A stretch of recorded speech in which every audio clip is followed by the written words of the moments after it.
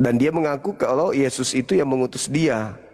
Nah, ada nggak pengakuan Yesus terkait hal tersebut? Atau dia sendiri yang ngaku-ngaku? Ya, karena dia kan sudah punya firman dari Tuhan. Dia telah berfirman bahwa Saulus itu kan dia sudah mengakui bahwa Yesus itu anak Allah. Iya, Dan itu dia pengakuan sudah Paulus. bertobat. Nah, Paulus dia sudah mengaku dia bertobat. bertobat. Nah, Yesusnya ada nggak memberikan kemudian pengesahan bahwa Paulus ini adalah utusanku, dia adalah rasulku? Ada nggak Yesus mengajarkan itu? Dia kan keyakinan sendiri. Makanya dia mewartakan firman Tuhan. Iya, iya, iya, iya. Itulah yang kubilang. Berarti dia ngaku-ngaku sendiri. Sedangkan Yesus berpesan kepada muridnya agar waspada kepada nabi palsu yang datang kepada muridnya memakai nama Yesus dan mengatakan ya dia adalah Kristus. Padahal sebenarnya dia ini adalah serigala. Bang, tentang nabi palsu itu, kita jangan bandingkan dengan Paulus. Begitu. Kan harus datang, Bang. Nabi palsu itu harus datang ke murid-murid Yesus. Iya. Nabi palsu itu ketika dia tidak bertobat, dia itu kan boleh dikatakan penjahat. Roh jahat lah. Begitulah, penjahat saja, penjahat yang tidak percaya kepada Yesus. Salah satunya dia punya ilmu hitam untuk melawani iman Katolik, iman Yesus, atau yang tidak percaya kepada Tuhan itu yang diberikan firman kepada kita. Begitu. Nah, ketika Paulus ini kan dia sudah bertobat, makanya tidak disebut nabi palsu karena dia telah membawakan firman Tuhan di mana-mana untuk mewartakan sabda Allah, yaitu adalah Alkitab suci. Iya, justru karena itu dia mewartakan itu karena dia adalah mengaku nabi, dia rasul. Makanya dia disebut palsu karena ajarannya bukan bersumber dari Yesus. Di mana Yesus pernah mengajarkan Paulus tentang kitab Roma, Galatia, Filipi, dan seterusnya? Adakah Yesus pernah mengajarkan itu? Benar. Nah, begini Mas, Bang, begini. gimana Bang? Yesus itu, Paulus itu, dia sudah percaya setelah dia bertobat. Begitu. Kalau dulu sebelumnya nama Saulus, kan dia kan belum bertobat. Makanya Iya, dia Bang. sebut. Oke, dia boleh bertobat, tapi kenapa harus jadi rasul? Kan banyak orang yang bertobat. Yudas juga bertobat. Orang-orang murid-muridnya yang berdosa juga bertobat. Tapi kenapa dia harus jadi pemimpin umat? Kenapa dia harus menjadi rasul tanpa ada validasi dari Yesus? Justru inilah yang menjadi permasalahan. Kok Paulus jadi tokoh besar, sementara Yesus tidak pernah kemudian mengajarkan itu? Kok dia bisa ngangkat? Gimana Bang? Pengertian kan dia kan telah bertobat dan Yesus telah berfirman kepadanya dan dia telah memberikan firman dan kuasa kepada Paulus agar Paulus sungguh-sungguh bertobat dan untuk mewartakan Injil atau sabda Allah di mana-mana. Di mana Yesus, Bang? Di mana Yesus? Di mana Yesus pernah berfirman atau bersabda ke Paulus? Di mana itu? Bentar, Bang. Benar, Bang. Sampaian juga kan Bang kan berfirman.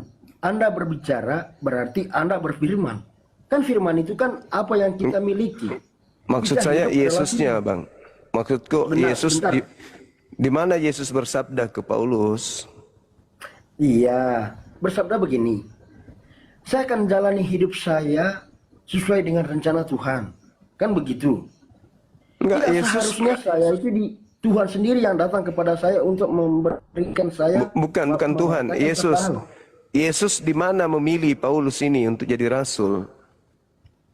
Ya kan dia kan datangnya kepada Saulus dengan berfirmannya. Firman di mana itulah yang menjadi.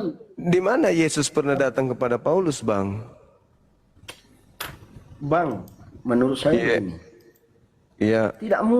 Tidak mungkin Yesus itu datang langsung kepada Paulus. Nah, sementara Yesus datang kepada murid-muridnya kan, makanya dikatakan palsu karena Yesus tidak pernah datang kepadanya, tapi dia mengaku-ngaku sebagai rasulnya Yesus. Tidak, begini Bang. Begini Bang. Paulus itu bertobat dia setelah Yesus mati dari kayu salib. Berarti Yesus tidak pernah datang kepada dia dong. Tapi dia datang melalui perantaran sesama untuk memerintahkan agar Paulus itu bertobat dengan cara membutakan matanya Saulus. Kan begitu. Maksudnya gimana? Maksudnya Yesus kan tidak pernah ketemu dengan Paulus, kok dia bisa jadi rasul? Terus Iya, dia mengaku 13 bukunya itu diterima dari Yesus, sementara Yesus tidak pernah kemudian mengajarkan tentang buku-buku yang diajarkan dia, kitab-kitabnya, surat-suratnya. Itu gimana itu Bang? Dia ngaku sepihak, dia ngaku sendiri, Yesus tidak pernah mengakuinya. Dia mengaku murid, dia mengaku utusan Yesus, tetapi Yesus tidak mengakuinya, berarti palsu dong. Di mana Yesus mengakui Paulus, Bang? Itu salah, Bang. Iya, kalau gitu di mana Paulus mengakui, di mana Yesus mengakui Paulus? Begini, Yesus tetap mengakui Paulus itu salah satu orang yang Di mana itu? Iya, di mana Paulus diakui oleh Yesus itu di mana? Nanti begini Bang, oke lah. Kalau kembali tentang hal itu tuduhan kepada Alkitab suci, nanti saya cari dulu di Bible-nya. Karena saya selama ini hanya sebatas nonton saja. Tapi kalau memang sampai itu mau cari faktanya atau datanya ya melalui dalam Alkitab suci, saya cari dulu. Nanti lain kali saya baik kepada Bang. Baik Bang, baik, thank you. Baik Saudara F. Timur. Terima kasih. Ya, makasih. Selamat malam.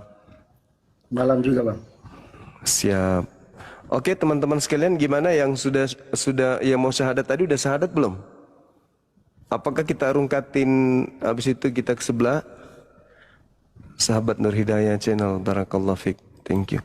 Apakah kita harus rungkat ini baru kita ke sana? Kita rungkat dulu di sini.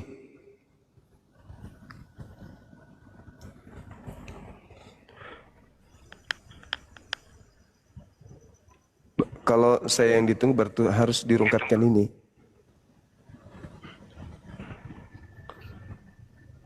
Belum ada yang ke sana ya, dari api ya. Halo, selamat malam. Ya, selamat malam Bang Juma. Iya, sorry. Ya, Bang Juma, di sini. Iya. Di sini topiknya siapakah nabi palsu? Ya. Siap. Oke. Kalau menurut saya nabi palsu itu adalah Nabi Muhammad itu sendiri. Silakan dijelaskan. Oke, kenapa saya bilang Nabi Muhammad itu sendiri? Karena kita juga harus tahu ya, setiap kali kalau Tuhan itu menampakkan diri kepada manusia untuk memilih manusia itu menjadi Nabi untuk menyampaikan firman kepada manusia itu selalu perkenalkan diri. Makanya saya mengatakan, pada saat Nabi Muhammad menerima wahyu pertama kali di dalam gua Hira, tidak ada malaikat Jibril menampakkan diri kepada Nabi Muhammad. Dan Nabi Muhammad juga tidak tahu siapa yang datang kepada dia. Oke. Terbukti. Oke, tolong tunjukkan data-data di Bible kalau merujuk kepada Nabi Muhammad. Silakan. Ya, Abang Zuma kan topiknya siapakah Nabi palsu? Ya, kalau menurut saya Nabi palsu adalah Nabi Muhammad. Kalau di dalam Bible Nabi palsu tidak ada. Oke, kalau Anda mengatakan Nabi Muhammad, landasan Anda menuduh itu apa? Ya, makanya tadi saya sudah bilang, kalau kita lihat dari Alkitab, komparasi dengan Alkitab. Di mana itu tertulis di Bible? Contohnya kita lihat di Perjanjian Lama, Keluaran. Iya, di mana itu? Oke. Ya Keluaran 3 ayat 6, pada saat Tuhan menampakkan diri kepada Nabi Musa, Tuhan memperkenalkan diri kepada Nabi Musa. Oke. Oke. Oke, berarti karena Tuhan tidak sabar. Karena Tuhan tidak menampakkan diri kepada Nabi Muhammad, maka dia nabi palsu. Tidak perkenalkan Gitu. diri, dia tidak perkenalkan diri sekarang. Iya, karena Nah, iya, Tuhan Nabi- tidak memperkenalkan diri kepada Nabi Muhammad, maka dia nabi palsu menurut saudara. Ya, menurut Gitu saya maksudnya? kayak begini, begitu. Tolong Ya, tunjukkan di mana pernah Tuhan menampakkan diri kepada Paulus. Oke. Silakan. Oke. Kita bisa buka Kisah Para Rasul 9, ya. Oh, itu yang datang itu Yesus, Tuhannya Yahudi yang datang kepada Musa. Yang datang kepada Musa. Yang datang kepada Musa. Yang datang kepada Musa. Yang datang kepada Musa itu Yang datang kepada Musa, yang datang kepada Musa, menampakkan diri kepada Musa, itu kapan pernah datang kepada Paulus? Nah, makanya saya bilang yang datang kepada Musa itu sama. Loh kok sama? Ya, sama secara dengan Yesus Kristus itu sendiri. Aduh, mau saya buktikan kalau yang datang kepada Paulus itu iblis, mau? Tapi jangan lari-lari, jangan Iya, lari dulu. Pak. berbicara dengan nabi palsu, terkait dengan nabi palsu, saya Begini. buktikan bahwa yang datang kepada Paulus itu iblis, boleh? Boleh, silakan. Oke, baik. Anda baca Yohanes 16 nomor 7 nomor 8. Adalah benar jikalau aku pergi, sebab kalau aku tidak pergi, maka roh kebenaran itu, roh penghibur itu tidak akan datang. Maka saya harus pergi supaya penghibur itu datang. Pertanyaan saya, menurut Yesus setelah Yesus pergi yang datang siapa? Apa? Diskusi sama saya jangan emosi bang, santai aja, relax, atur Begini. napas, atur napas, relax, Santai, relax, sabar. Aku boleh jawab. relax. Tapi Nah, Tuan Juma harus jawab dulu pertanyaan saya yang tadi itu. siapa yang memberikan Jawab kok standar? bagaimana- Siapa yang memberikan standar seperti itu bahwa Tuhannya Yahudi harus turun? Siapa yang harus memberikan standar seperti itu? Anda kan? Anda kan? Nah, sekarang kalau standar itu Anda tetapkan kepada nabi saya, standar itu juga harus Anda tetapkan kepada Paulus dong, Nabi Paulus. Jangan hanya kepada nabi saya. Sekarang Tuhannya Nabi Musa, pernah nggak datang kepada Paulus? Nggak pernah. Yesus aja nggak pernah datang kepada Paulus. Saya buktikan bahwa yang datang kepada Paulus itu bukan Yesus tapi iblis. Saya sudah mengatakan tadi, Yohanes 16 nomor 7 nomor 8. Kata Yesus, adalah benar jikalau aku pergi. Sebab kalau aku tidak pergi, maka seorang penghibur itu tidak akan datang. Tetapi kalau aku pergi, maka penolong lain yaitu penghibur itu akan datang. Sekarang pertanyaan saya, menurut Yesus, setelah Yesus pergi, yang datang siapa? Saya buka ayat dulu ya. Silakan. Sabar ya. Tapi Bang Juma harus menjawab dulu pertanyaan saya. Saya sudah jawab, itu standar yang Anda buat-buat sendiri.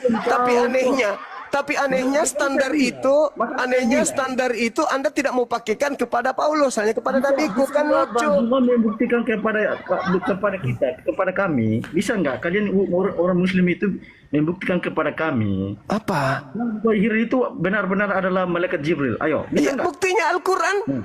Al-Quran itu kalau bukan malaikat Jibril yang mengajarkan, lalu siapa?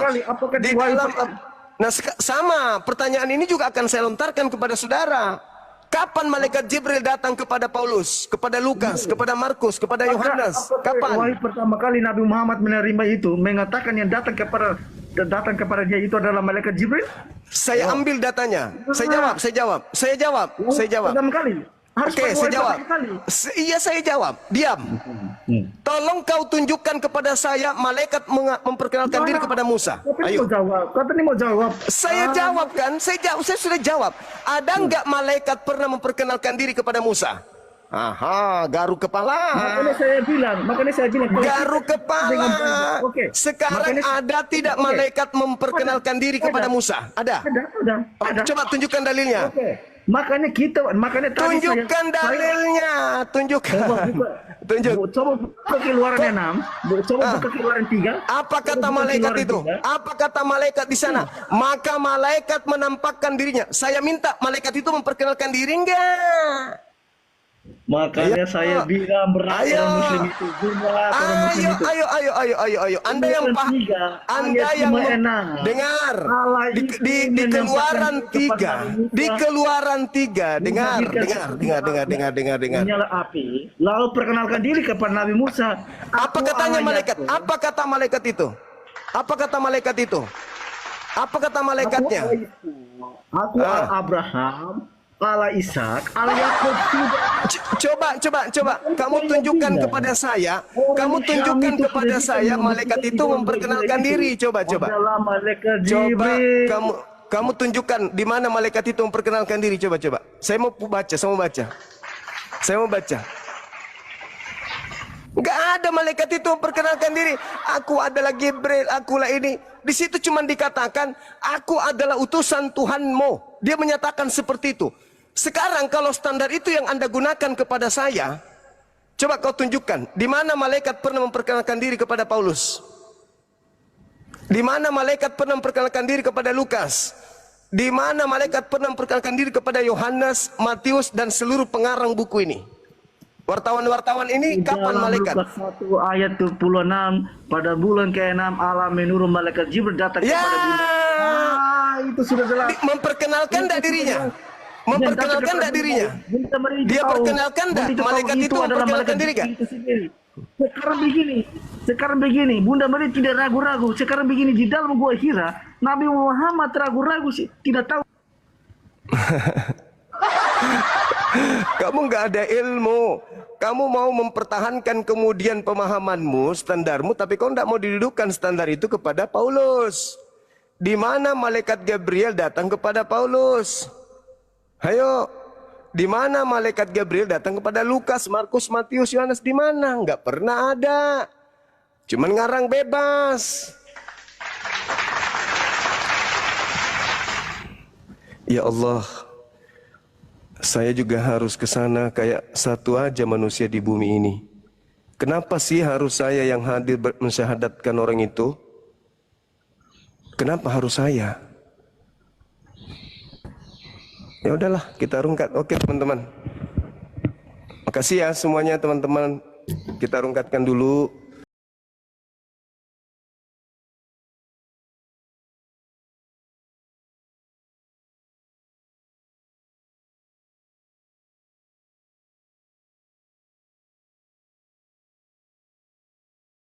Nggak ada. Betul nggak?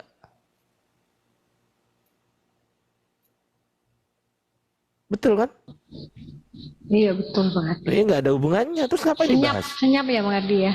Terus ngapain dibahas? Sebenarnya walaupun tanpa di privat bisa itu. Ada pengaturan sistem live. Itu ada yang bisa ditampilkan, ada yang tidak ditampilkan. Ya. Oh, Besi turun aja dulu. Ini ada Gurunda. Besi turun dulu, ganti akun dek. Ada Gurunda. Ganti akun aja. Alhamdulillah. Assalamualaikum Udah bisa nih. warahmatullahi wabarakatuh. Gurunda. Iya. Waalaikumsalam warahmatullahi wabarakatuh. Assalamualaikum Gurunda. Minta maaf Gurunda. Saya ganggu. Assalamualaikum Gurunda. Iya, Ini saya harus alhamdulillah. meninggalkan 8.000 penonton. Iya, gimana? Masya Allah. Alhamdulillah Gurunda, ini ada yang mau syahadat, namanya Papi Gembala, ini mau syahadat. Bukan saya. Iya. Besi turun dulu dia, ganti akun gede deh. Nggak mau Udah ada semua, Gurunda. biar aja dulu dibantu dulu, udah naik ini kok, sebentar aja lagi. Gak bisa Papi Gembala, gak bisa. Akun baru Oh, itu iya. ada yang masih berapa ribu baru bisa. Mending ganti akun gede aja. Ya Ganti akun Besi. gede aja. Iya iya. Oke. Oh ya. Udah, Tunggu. aku turun dulu Private bentar ya, private tadi. Di private aja deh, di private Aman, aja aman, dulu. Siap. Nih, bentar ya. Assalamualaikum. Iya, waalaikumsalam. Waalaikumsalam. Waalaikumsalam. Ya, semua Ya, teman-teman di follow ya. silakan. Kecuali Bang Ardi di unfollow aja. Ya, silakan Gurunda, ada 2 orang mualaf. Ini ada Papi Gembala 1, yang satu tadi. Silakan Papi Gembala. Iya, silakan dilanjutkan. Dibesarkan yang mau syahadat. Turun dulu Gurunda, ganti akun. Nah, ini. Iya. Ah, bukan, saya enggak. Saya gimana sih Pak?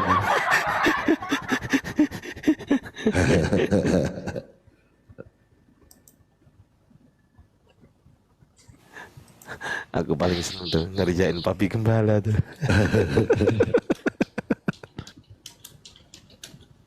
Nah, mungkin Al KTP mau syahadat Al. Oh, syahadat ulang lagi. Udah, diulangin lagi. Dia aja bakar di atas, jangan saya. Atau Pastor Loading mau memperbaiki syahadatnya? Barangkali yang dulu khilaf atau apa gitu. Nah ini ada, kita besarkan Dina Novan. Ya, assalamualaikum. Waalaikumsalam. Waalaikumsalam warahmatullahi Sudah ke privat akunmu, Dek? Sudah aman. Bentar ya, bentar. Sudah 18 plus nggak? Oke, langsung aktifkan aja kameranya. Iya. Wih, langsung 2,7 Gurunda naik ke sini. Wih, keren. Masya Allah. Alhamdulillah. Ya, teman-teman di bawah, ini ada yang mau syahadat, yaitu akun dari Dinda Novan, tetapi yang syahadat bukan Dinda Novan karena beliau sudah mu'alaf. Jadi minta tolong di follow akun yang warna biru ya, teman-teman. Gitu. Oke, lanjut. Ini langsung orang yang nampaknya Bang ya, ya kan? Iya. Ya kamu. Ya, ngapain antum? Orangnya lah. Iya, host bantu Novan buka kameranya host. Udah tahu kok dia bisa buka kamera. Enggak, dari sini masih still oke. Kalau bisa, Adekku ada penutup- Sylvia ada ada penutup penutupnya. kepala nggak, Dek? Ada Apa aja, korden Van? nggak? Anduk, korden atau sarung deh? Ya, sarung atau apa. Kalau nggak ada taplak meja juga bisa. Jangan taplak meja terlalu anu lah. Kalau ada sarung-sarung atau handuk-handuk. Bos, kok Mikana saya ajak kok syahadat gak mau dia nih. Ditolak.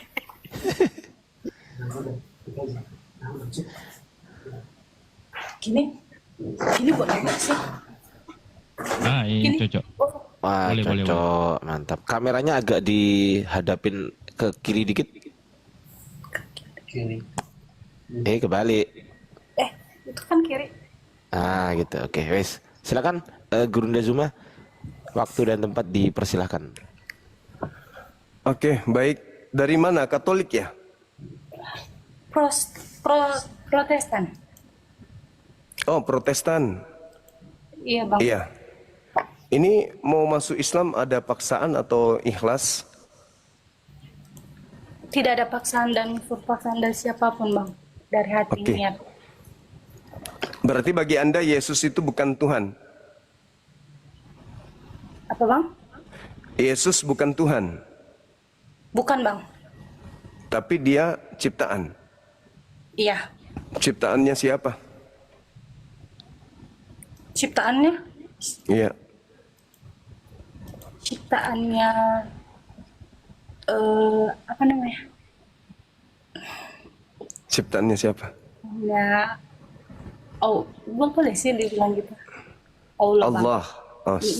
Masya Allah, subhanallah. Oke, baik. Kalau gitu disaksikan oleh sahabat-sahabat yang ada di sini. Kita bersaksi, berikrar, membulatkan tekad hati untuk menggerakkan lisan, menggerakkan perbuatan, ya, menjadikan bahwa kesaksian itu adalah betul-betul kita praktekkan bahwa Tuhan itu Allah, maka harus tunduk kepada aturannya, harus tunduk kepada perintahnya. Jadi apa yang kita lisankan harus kita praktekkan dalam kehidupan kita sebagai umat Islam. Gitu ya, Dek? Iya bang. Oke, baik. Ikuti saya. Bismillah. Bismillah. Ar-Rahman. Ar-Rahman. Ar-Rahman. Ar-Rahim. Ar-Rahim. Dengan menyebut nama Allah Dengan menyebut nama Allah yang Maha Pengasih, yang Maha Pengasih, lagi Maha Penyayang. lagi Maha Penyayang. Asyhadu Asyhadu Allah Allah ilaha ilaha illallah illallah wa asyhadu Wasya. wa Wasya. wa ashhadu Was.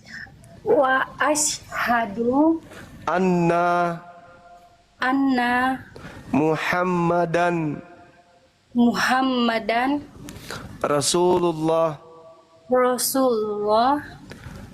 Aku bersaksi Aku bersaksi bahwa tidak ada Tuhan selain Allah, bahwa tidak ada Tuhan selain Allah, dan aku bersaksi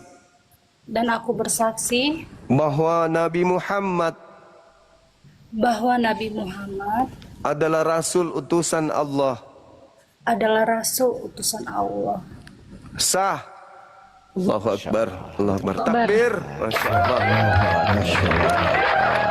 Subhanallah. Masya. Iya. Sebelum saya serahkan kepada adik saya Ustadz Alif sebagai Ketua Apologet Islam Indonesia, saya ingin menyampaikan kepada sahabat-sahabat Muslim yang sekiranya mungkin belum paham tentang syahadat atau doa seorang mu'allaf. Jadi betul, orang yang mu'allaf itu adalah seperti kertas yang bersih, putih. Seluruh dosa-dosanya itu dihapuskan oleh Allah, dan ya kemungkinan besar doanya itu lebih mudah diijabah oleh Allah. Karena itu banyak di antara kita kemudian cenderung menyiksa mu'allaf dengan cara menyuruh mu'allafnya itu berdoa. Doakan kami, mu'allafnya baru syahadat, disuruh berdoa, bingung langsung. Jadi sahabat-sahabat, rekan-rekan sekalian, kalau ada mu'allaf, supaya beliau mu'allafnya ini tidak risih, tidak malu, tidak bingung, harus berdoa kayak mana, baru masuk Islam disuruh doakan orang-orang yang sudah Islam dari lahir, jadinya dia bingung. Nah, solusinya gini, pada saat kemudian ustadz kita berdoa, yang mu'allaf ini mengaminkan, itu sama halnya, kan ustadznya kan berdoa tuh, ya Allah sehatkan kami, mu'allafnya mengatakan amin. Itu sama halnya mu'allaf yang sudah berdoa karena mengaminkan semua doa-doa kita. Pak ustadznya mengatakan berikan kepada kami kemudahan dalam urusan duniawi, urusan akhirat.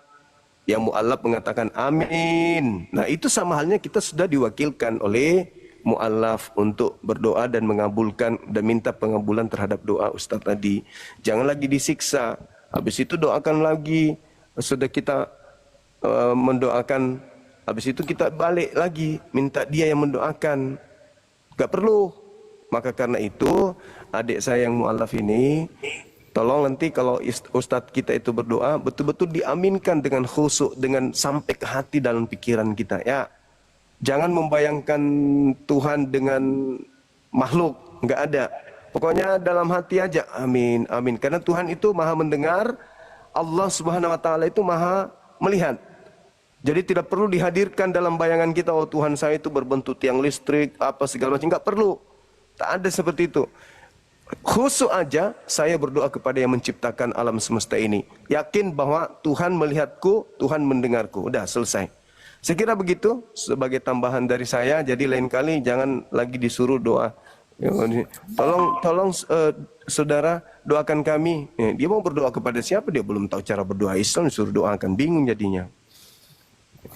Dipahami nih ya. Baik, saya serahkan kepada Dinda Alif untuk mendoakan adik kita ini. Nanti beliau aminkan, artinya dengan mengaminkan insya Allah doa kita diijabah. Silakan.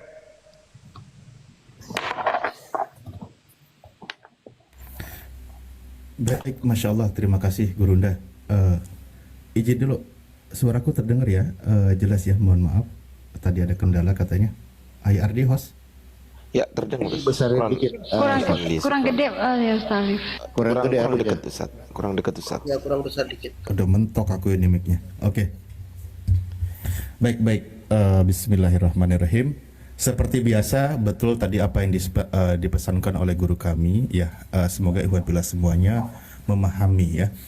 Berikutnya juga seperti biasa sebelum kita memulai doa, saya cuma ingin memastikan, bertanya dulu sama saudari kita yang baru saja mu'alaf, apakah kakak ini baru sendiri yang mu'alaf atau keluarga semua masih non muslim atau sudah ada yang mu'alaf? Mohon maaf. Sudah ada yang mualaf, Bang. 2 orang. Ayah ibu, Kakak sama adik. ayah ibu masih non muslim. Iya. Masih. Oke. Artinya begini, sebelum kita memulai ingin dipastikan dulu, tentu kita berharap nanti di dalam kehidupan yang abadi yaitu di surga berkumpul bersama orang-orang yang kita cintai. Kan gitu. Yaitu diantaranya adalah orang tua kita. Maka di sini kita berdoa memohon kepada Allah dengan terkhusus kepada orang tua nanti agar dilembutkan hatinya, agar dia menyusul mengucapkan 2 kalimat syahadat gitu ya. Baik, aminkan. Amin itu wa ana kadalik sebagaimana aku mengucapkan. Jadi seperti itu. Kita berdoa dulu, mohon izin para guru semua tanpa maksud mendahului ya. Bismillahirrahmanirrahim.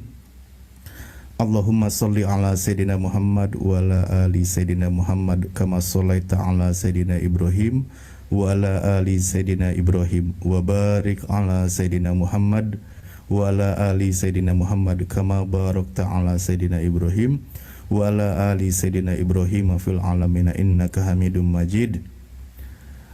Alhamdulillahirabbil alamin hamdan yuafi ni'amahu wa yukafi'u mazidah. Ya Rabbana lakal hamdu kama yanbaghi li jalali wajhikal karimi wa dimi sultanik. Allahumma ighfir lana warhamna wahdina wa'afina warzuqna. Allahumma ighfir lana warhamna wahdina wa'afina warzuqna. Allahumma ighfir lana warhamna wahdina wa'afina warzuqna.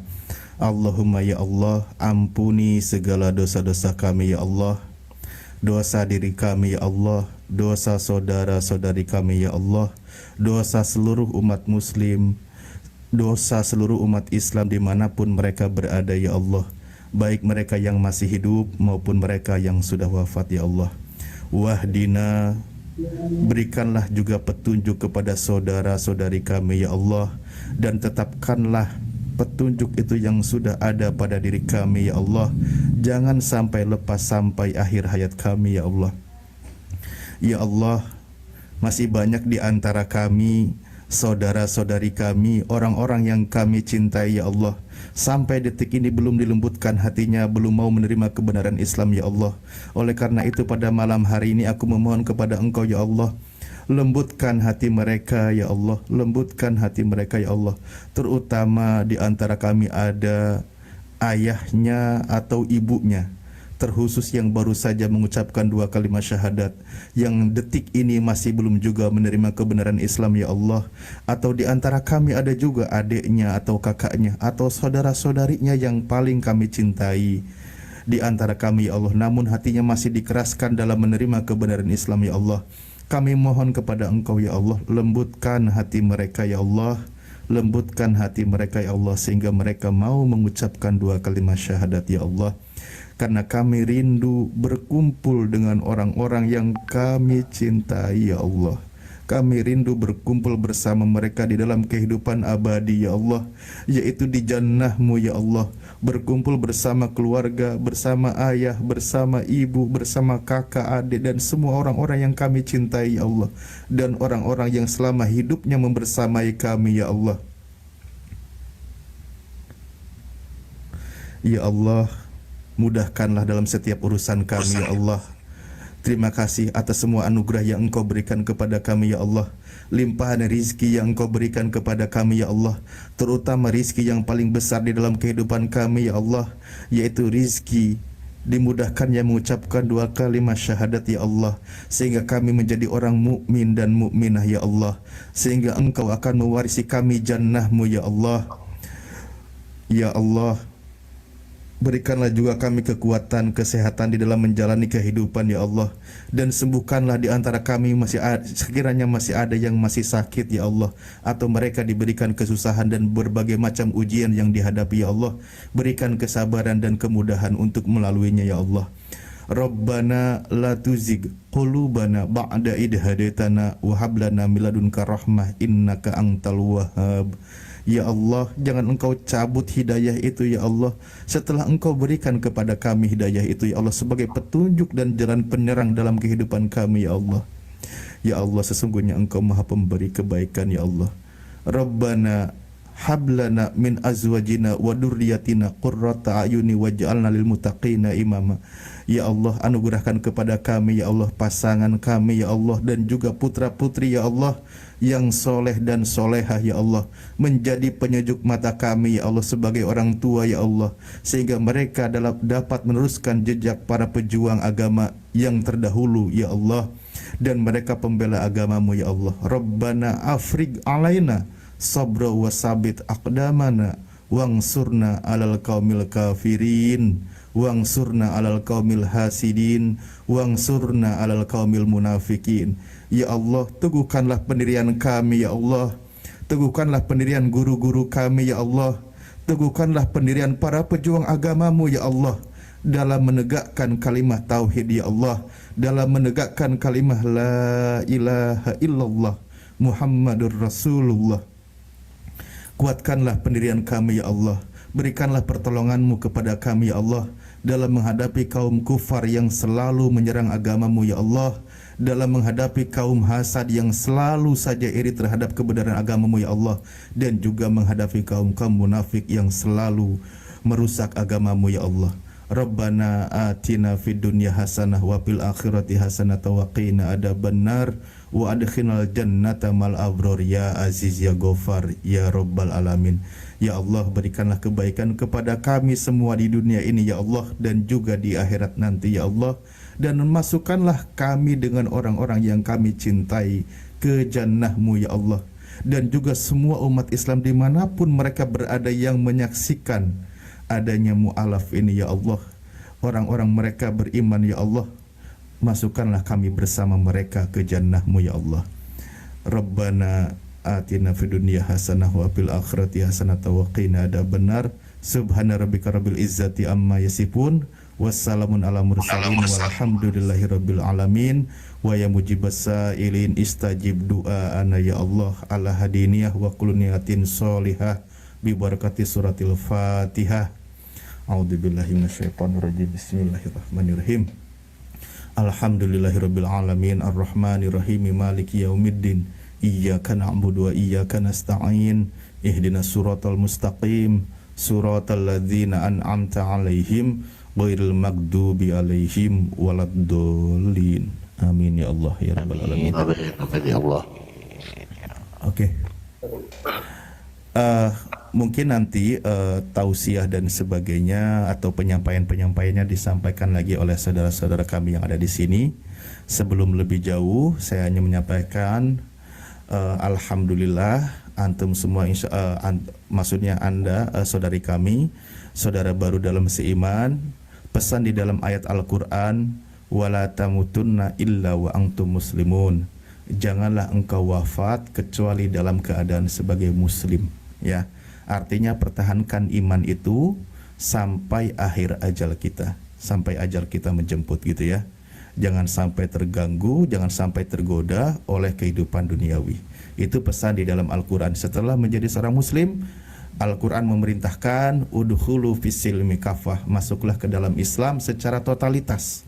Belajar perlahan, setiap hari berprogres menuju lebih baik di dalam menjalankan syariat Islam. Tinggalkan kebiasaan lama yang bertentangan dengan syariat Islam, lakukan kebaikan sesuai dengan syariat Islam, tinggalkan yang haram dan sebagainya, karena itu adalah aturan Islam. Secara kafah, berproses, bertahap ya. Insya Allah Anda akan nanti selamat. Kita bertemu di jannah dengan saudara-saudara seiman. Ujian kehidupan nanti akan dihadapi bagi orang yang beriman, karena Al-Quran sendiri sudah menyebutkan. Ya, jadi surah Al-Ankabut ayat 2, apakah manusia itu mengira akan dibiarkan begitu saja ketika dia sudah berkata, saya beriman, saya bersyahadat. Enggak begitu konsepnya. Jadi ujian hidup itu akan ada, ya. Ujian hidup itu akan ada. Allah sudah contohkan. Ujian terberat yang dihadapi oleh umat manusia itu adalah para nabi. Karena mereka imannya paling kuat, maka ujian hidupnya juga lebih besar. Kalau kita sebagai umatnya yang level imannya entah sebesar apa, maka ujian itu sesuai dengan kadar kemampuannya. Sebenarnya pada prinsipnya manusia itu hidupnya diuji, tapi levelnya nanti berbeda ketika beriman. Kalau menjadi seorang beriman, ujiannya itu untuk meningkatkan level keimanan. Itu bedanya seperti itu. Ada poin plusnya kan gitu. Allah juga berikan solusi, wasta'inu bisabri wassalah. Tetap mohon pertolongan kepada Allah dengan cara bersabar dan juga tetap menjalankan ibadah solat kan gitu. Allah juga berikan jalan keluar di setiap ujian yang akan dihadapi. Dari saya mungkin itu dulu, nanti berkaitan dengan hal yang lain kita berbagi dengan saudara-saudara yang lain. Terima kasih. Assalamualaikum warahmatullahi wabarakatuh. Waalaikumsalam warahmatullahi wabarakatuh. Waalaikumsalam warahmatullahi wabarakatuh. Warahmatullahi wabarakatuh.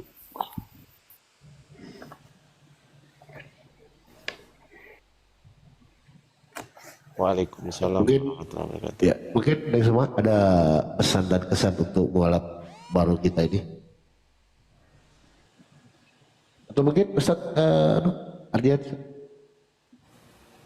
Iya, terima kasih Ustazah Papi Gembala. Jadi selamat ya Dek, udah menjadi mualaf dan jangan lupa belajar sholat ya Dek.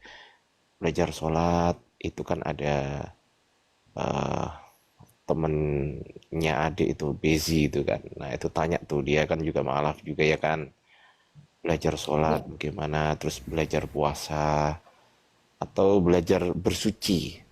Nah itu penting tuh, belajar bersuci, misal wudhu atau mandi besar, nah itu. Tapi jangan dipraktekkan ya untuk itunya, jadi langsung aja lihat gambar atau lihat video atau lihat buku-buku yang memang panduan-panduan Islam begitu ya kan. Gitu, Dinda, siapa namanya tadi? Sylvia bang. Ya, Dinda Sylvia. Atau mau dibuatkan sertifikat mualaf ini? Pak Iman juga.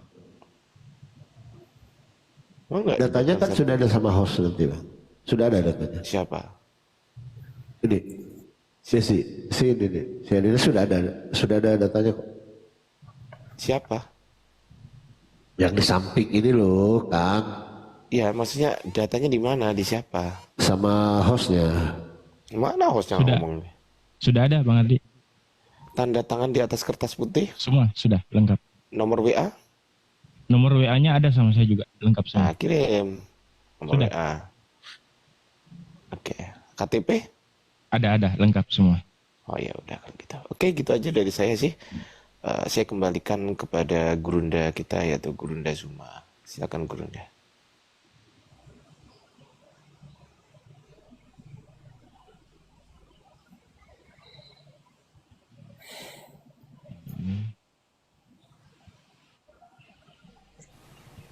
Monitor Gurunda. Sudah Bang Ardi. Tinggal dicek di kontak. Oh, udah di WA ya? Iya, sudah. Udah, tak kembalikan kepada host saja. Mungkin Bang Zuma lagi bikin kopi campur masaku. Silakan host. Siap. Terima kasih Bang Ardi. Ya, jadi tadi kita sudah menyaksikan saudari kita ya. Namanya Mbak Silvi atau adik kita, adik Silvi. Sudah melakukan prosesi syahadat. Alhamdulillah tanpa ada paksaan, tanpa ada iming-iming ya, bilang nanti kalau kamu syahadat nanti dikasih ini atau apa. Ini murni pure atas karena kesadaran bahwasanya adik kita Silvi betul-betul mengkaji ya, adik Silvi ya. Itu di awal cerita itu sampai tiba-tiba meyakini bahwa Yesus itu bukan Tuhan itu pada saat kapan? Kamu sadar? Sekitar 1 bulan yang lalu kita. Oh, itu bagaimana kejadiannya itu? Pertamanya sharing judul sama Bang Bezi kan. Kenapa sih aku kayak gini? Gitu. Gak ada pendirian lah ibaratnya gitu. Baru kayaknya aku nggak tahu lah aku mau kemana ini. Soalnya aku juga jarang ke gereja. Aku nggak tahu aku posisinya di mana ini sekarang. Jadi dibilang, ya udah coba coba dulu tengok-tengok naik masuk komal-komal apa namanya itu, komal Debat. nah itu. Jadi dari situ juga aku tahu ternyata pantas selama ini, maaf ya buat yang Kristen, pantas selama ini di gereja itu kalau beribadah ayat yang dibaca itu dilangkah-langkahi gitu, enggak selaras. Ternyata ada yang salah dengan ayat-ayat di Bible atau di Alkitab. Dari situ dah. Ya. Berarti dari situ akhirnya Silvi ini ragu ya bahwa kayaknya Yesus ini bukan Tuhan, kayaknya manusia juga ini, orangnya sama kayak saya ya. Sama-sama makan ikan, ya kan? Betul ya, Dek Silvia? Berarti bisa dikatakan Tuhannya Dek Silvi dulu ini yang dikatakan Tuhan, ternyata setelah dikaji secara dalil yang ada di dalam kitab, ternyata dia juga butuh kekuatan. Iya. Betul ya? Betul. Betul, teman-teman. Alhamdulillah. Tapi Dek Silvi ini selama di keyakinan sebelumnya rajin baca Bible kah atau bagaimana? Jarang sih Bang. Aku baru rajin baca itu ya sejak nengok-nengok di komal itu. Gitu. Jadi tahulah sebagian ayat-ayat yang menyelewang gitu loh. Kayak ada penyimpangan kayak gitu ya. Iya ya. Tapi selama waktu terakhir ke gereja Dek Silvi ini bagaimana? Kayak kalau lihat Bapak Pendeta menjelaskan atau apa? Oh, penjelasan kalau mereka berkhotbah gitu di gereja saya Iya. pribadi. Iya. Jujur aja kurang nyambung sih Bang. Apa yang dibahas di Alkitab malah yang disampaikan mereka tentang masalah pribadi ataupun masalah cerita masa lalu mereka. Itu jadi kurang make sense gitu. Iya. Ya mirip-mirip lah ya kalau biasa tiap malam saya buka komal di sini Dek. Jadi memang rata-rata piaraan-piaraanku itu tiap malam nongkrong di sini ya tidak jauh beda lah gitu kan. Sulit membedakan mana manusia, mana Tuhan. Gitu. Kecuali kalau orang yang betul-betul terbuka akalnya, mempelajari dalil di dalam kitabnya sendiri, kalau betul-betul dia baca secara detail, ya pasti hidayah itu akan datang tepat pada waktunya, dan hidayah itu tidak akan pernah cepat dan tidak pernah terlambat, pasti datang tepat pada waktunya. Dan hidayah itu datang pada orang yang tepat. Dan bisa jadi ini menjadi jalan atau pembuka botol agar keluarganya Dek Silvi nanti insya Allah bisa menyusul. Amin ya. Amin.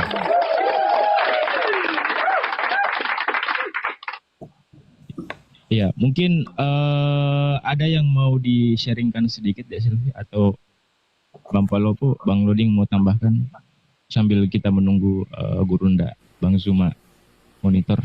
Ada yang mau ditambahkan mungkin? Sama Ustadz Ardi mungkin tambahan ini menarik ini, kalau Ustadz Ardi menarik ya. Iya, atau Iya. Ya, tambahan dari saya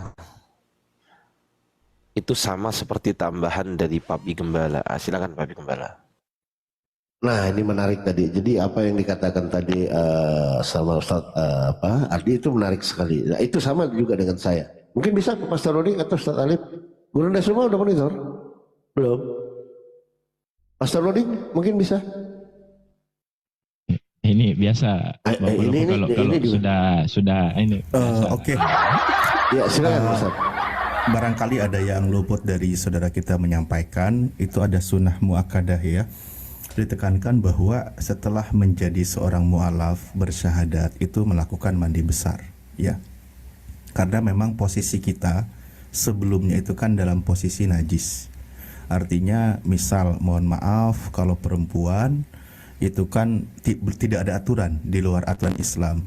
Menstruasi dan sebagainya, tidak ada aturan bersuci dan seterusnya kan gitu.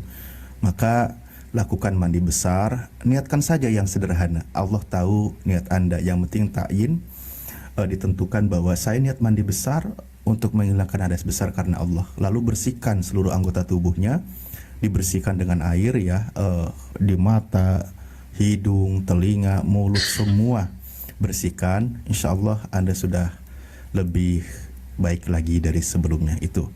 Untuk berikutnya nanti sebagai akhwat perempuan memang ada kajian fikihnya tersendiri, fikih fikih akhwat kan gitu ya. Belajar bagaimana ketika haid tidak boleh baca Quran, tidak boleh sholat, tidak boleh tawaf, tidak boleh ketika berkeluarga berhubungan dan sebagainya kan gitu.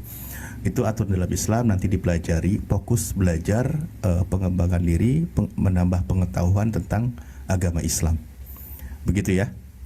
Pelajari sholat. Ada mungkin saat ini saudara muslimah perempuan yang muslim gitu, maksudnya yang menjadi temannya, yang siap nemenin belajar. Ada Ustadz, Bunda Vera. Ada. Oh, Masya Allah. Iya. Nanti kalau belum ada hostnya tak suruh pakai jilbab nanti. Jangan. Ya, izin mungkin Bunda nambahin dikit boleh ya soal Alif ya, guruku. Siap Bunda. Ya, saudariku. Boleh Bunda. Sylvia. Boleh ya. Silakan. Sedikit aja ya. Oke, makasih Bunda. Terima kasih. Udah sedikit barusan. Ya Allah, Masya Allah. Saudariku Sylvia ya, nanti kalau sekarang udah menjadi seorang muslimah ya, seorang muslimah yang cantik itu, yang soleha itu, yang bisa menjaga marwah dirinya, di mana ada dalam kita Islam ya, sudah jelas di dalam surah Al-Ahzab ayat 59 ya, seorang muslimah yang bertakwa, yang beriman, yang menjaga marwah dirinya itu harus menutup aurat. Jadi adik mungkin kemarin di sebelah belum terbiasa menutup auratnya, terutama ya. Aurat itu semua, seluruh tubuh. Yang boleh kelihatan cuma muka dan telapak tangan. Jadi adik berusaha untuk menutup auratnya, menjaga marwahnya sebagai seorang muslimah yang soleha, pakai kerudung ya, adikku sayang pakai hijab ya, bisa ya, dibiasakan. Nanti lama-lama juga insya Allah akan terus terbiasa untuk menutup auratnya, menjadi seorang solihah yang wanita muslimah yang solihah. Amin ya robbal alamin. Lanjut, Ustaz Alif. Iya, diingat-ingat itu ya Dek. Ada 3, yang pertama muka, yang kedua wajah, yang ketiga telapak tangan. Muka dengan wajah sama aja, Ustaz tadi. Sama. Ya maaf, salah tadi. Loh, saya hanya merangkum aja loh. Muka, wajah, sama Beda. Karena peribahasa itu cuman ada cari muka, nggak ada cari wajah. Betul, Ustaz Alif. Mungkin kalau sekiranya sudah cukup atau ada yang mau ditanyakan? Saya boleh tanya sedikit. Saya boleh tanya sedikit sebelum ke Al-KTP. Dek, boleh tanya Dek? Iya bang, sama iya. saya. Iya, sama adik ya kan. Kalau boleh tahu adik tinggalnya di mana Dek? Sekarang posisi sekarang. Privasi bang. Nah, itu yang saya maksud. Iya. Jadi kalau ada yang bertanya kepada adik, ya kan? Kalau ada yang bertanya kepada adik, baik itu di DM maupun di mana, jangan pernah dijawab di mana. Sepakat? Iya. Paham maksud saya? Oh, iya, paham. Nah, pertanyaan saya kadang-kadang begitu sih. Nakal juga kadang. Tapi memang Aku ada bang. Bahaya. ya tenang aja. Banyak polos. Ya bagus kalau gitu. Masya Allah. Ya sudah, intinya jangan lupa dijaga auratnya ya Dek, ya. Selalu pakai kerudung, jadi muslimah yang baik, jadi muslimah yang bermartabat, gitu ya kan. Nah kalau ada foto-foto yang nggak pakai kerudung di mana, Masya Allah, udah Makasih Bang. Makasih Bang. Oh bukan saya. Makasih, Bang. Keren saya Bang Adi, kaget sih. Lanjut Bang Adi. Ya kalau ada foto-foto di media sosial Dek, punya media sosial, misal ada foto yang nggak pakai kerudung atau apa, saran saya begini, di private aja. Kalau nggak mau dihapus, kalau nggak ikhlas dihapus, di private. Artinya yang bisa lihat cuman adik aja sendiri gitu kan, orang lain biar nggak bisa lihat. Kenapa? Karena kalau aurat itu bisa menjadikan dosa jariah.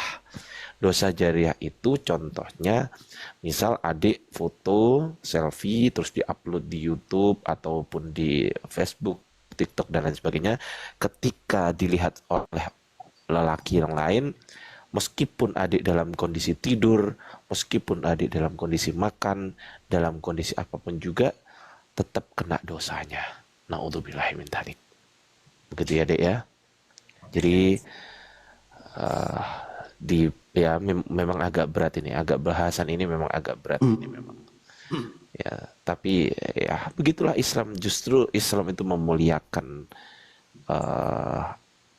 hal-hal yang paling sensitif tuh di dalam wanita. Misal adik dikasih permen gitu, pasti milih yang tertutup kan daripada yang terbuka, betul nggak? Iya. Itu analogi dari Papi Gembala itu. Oke, lanjut silakan. Iya. Jadi begini deh, maksudnya tadi siapa Bang Ardi. Jadi di dalam Islam itu ada dosa apa tadi? Apa tadi? Dosa jariah. Dosa jariah. Bukan cuma amal jariah, tapi dosa Amal jariah. jariah. Oke, nah dosa jariah ini seperti ini, Adek. Adik ini kan punya foto-foto di Facebook apa di mana yang Kan udah tak sebutin tadi, kok diulang lagi. Saya kan mengutip aja, ya kan. Jadi seumpamanya ada aurat kita yang kelihatan, nah jangankan apa tadi dalam keadaan tidur, dalam keadaan beribadah aja kita itu masih berdosa loh. Hati-hati seorang wanita itu begitu. Walaupun lagi dalam keadaan sholat, lalu ada yang melihat foto-foto kita di Facebook yang kelihatan auratnya apa, itu dosa. Nah makanya di dalam Islam itu wanita itu sangat hati-hati gitu loh dalam menjaga aurat dan isi dompet gitu. Karena kalau nggak jaga biasa kan nanti suami malah cabut lagi kan. Nah ini begitu ya. Begitu dijaganya kesucian di dalam Islam kalau soal wanita. Mungkin begitu ya Bang Ari. Kalau iya, kalau enggak mohon dikoreksi saya. Kayaknya begitu. Kayaknya begitu ya. Ya kayaknya begitu. Tapi kita kasih kesempatan untuk mualaf kita, yaitu yang bernama Al-KTP. Waktu dan tempat dipersilakan untuk Al-KTP membuka mic dalam hitungan ke 1000 ya. Ke 1000. 1, 2, 1000. Silakan Al-KTP. Ya, terima kasih guru-guruku, ustadku. Ya, kita besarkan Bang Al-KTP mau menunjukkan sesuatu. Ya, silakan. Jadi gini Bang Al. saudariku ya, saya juga mualaf dari Katolik ya. Saya cuman kasih sedikit saran ya. Tadi kan guru-guru semua udah memberikan saran yang luar biasa. Tentunya saran-saran guru-guru itu kalau diikuti, saya yakin 100% Anda akan menjadi Islam yang baik, muslimah yang baik, masuk Islam secara kafah. Karena guru-guru ini sudah memberikan banyak motivasi yang luar biasa tadi ya, saya juga menyimak. Jadi saran saya saudaraku, untuk memperkuat iman Anda agar tidak mampu. Sabar, saudari bukan saudara. Ya, saudariku. Ya. Untuk memperkuat iman Anda, ya, saya sarankan untuk membaca buku Sirah Nabawiyah agar Anda mengenal siapa sosok Nabi Muhammad yang menjadi suri teladan bagi umat muslim. Beliau sangat luar biasa ya. Dari kecil beliau sudah dijuluki Al-Amin, sangat dipercaya ya. Beliau sangat memegang amanah, jujur, panjang sabar, tutur katanya luar biasa. Bahkan buku ini bisa membuat Anda seperti orang begini ya. Seperti saya, kalau ditanya orang, teman saya bertanya, apakah kau percaya kepada Nabi Muhammad? Kau udah baca buku Sirah Nabawiyah? Di situ ada perjalanan Isra Mi'raj. Masih kau percaya? Ya jelas, saya bilang. Bahkan saya bilang gini kepada mereka, sekalipun di depan saya ini tembok ini berwarna merah, kalau Nabi Muhammad, Baginda Nabi Muhammad mengatakan itu warna hijau, saya akan mengatakan itu warna hijau. Saya tidak percaya pada diri saya lebih percaya kepada beliau. Itulah iman saya, saudariku ya. Setelah Anda membaca buku Sirah Nabawiyah, buku ini akan memperkuat iman Anda, saya yakin dan percaya. Karena beliau, Nabi Muhammad, memberikan tauladan yang sangat luar biasa ya. Kalau kita ikuti, insya Allah dan pasti kita jannah, kita akan masuk ke tempat surga yang dijanjikan. Dan satu lagi saudariku ya, ada satu ayat di Al-Quran. Karena saya dulu kan sering ditanya teman-teman saya, Bang, kok kamu masuk Islam? Islam kan beda Allahnya. Nah ini satu ayat di Al-Quran yang memperkuat ya. Kalau ada teman-teman Anda tanya, saya dulu pernah, ini saya baca, cukup ini aja. Bentar. Ini ya saudariku ya. Di Al-Baqarah ayat 137. Sorry. 34. Hati-hati salah buka, nanti buka Yohanes 1:1.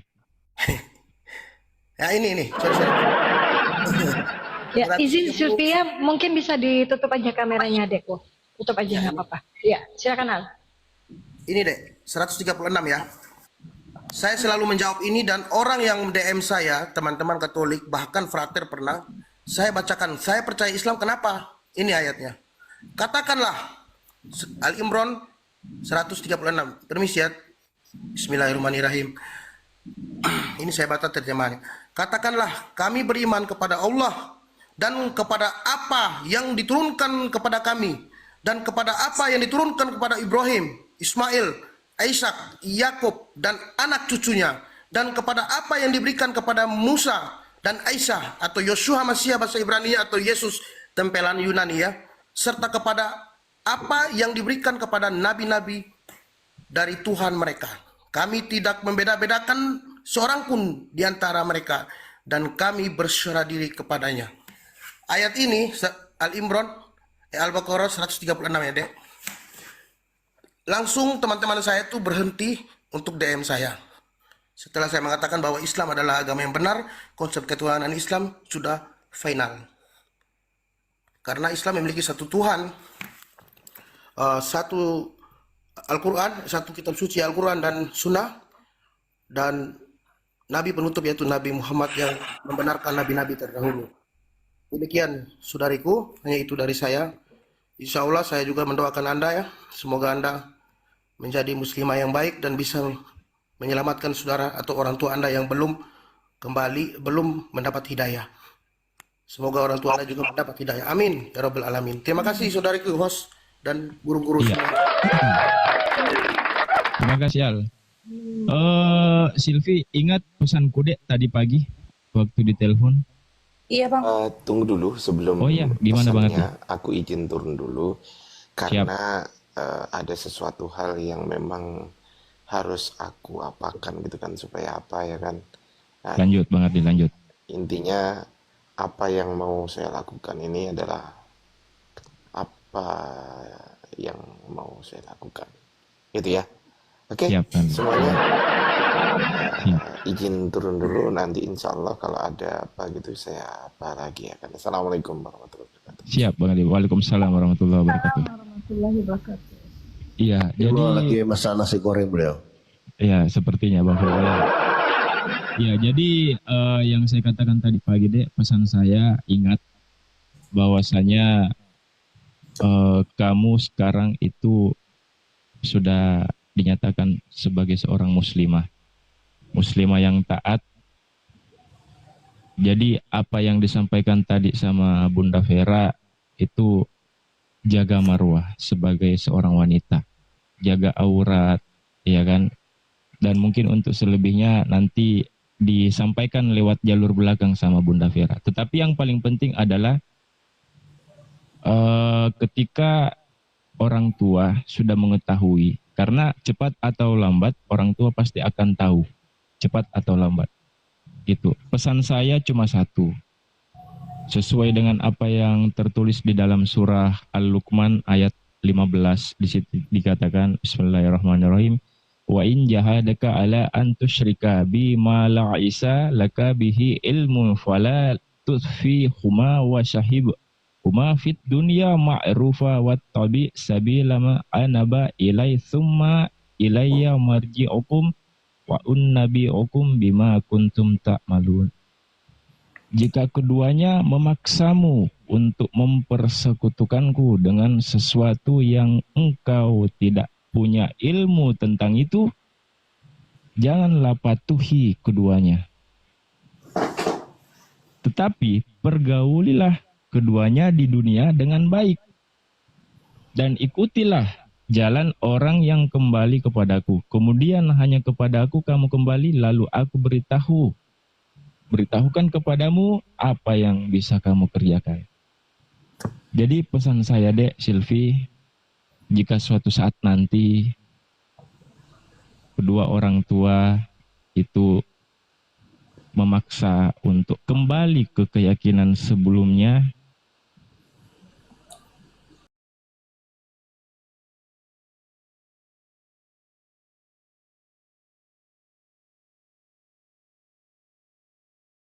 menggalakkan sebuah hukum-hukum. Nah, Nabi seperti Nabi Muhammad misalnya, Nabi Muhammad tidak mengganggu ajaran Nabi lain, tidak merusak tataran ajaran Nabi lain. Nabi Muhammad menyampaikan apa yang diterima dari Tuhannya untuk disampaikan kepada seluruh umat manusia tanpa mengambil, merubah kaidah-kaidah hukum yang diperuntukkan kemudian kepada umat yang lain. Tetapi serta-merta beliau menerima hukum yang disampaikan untuk segenap manusia. Nah, kalau Nabi palsu, tentu dia mendompleng. Dia masuk ke dalam ajaran orang, merusak dari dalam, lalu kemudian mempengaruhi orang lain juga untuk mengikuti dia, untuk merusak ajaran itu. Itu Nabi palsu itu. Kenapa dikatakan dia Nabi palsu? Karena dia mengatasnamakan Tuhan berbicara kepada dirinya, tapi tak ada. Tapi dia memiliki pengaruh. Nah, inilah yang perlu dikaji memang terkait Nabi palsu ini. Apakah itu Nabi Muhammad? Apakah itu Paulus? Karena dua orang ini adalah sama-sama mengklaim dirinya sebagai penerima wahyu. Sama-sama mengklaim dirinya sebagai pelanjut estafet kenabian. Sama-sama mengklaim diri mereka menerima kemudian titah untuk menjadi junjungan, menjadi oknum yang harus diteladani. Maka kaidah ini, prinsip-prinsip Nabi ini harus kemudian kita ulas, kita urai, apakah berkesesuaian dengan Nabi palsu atau Nabi atau Rasul beneran. Saya kira begitu dari saya, Bang Handi. Silakan.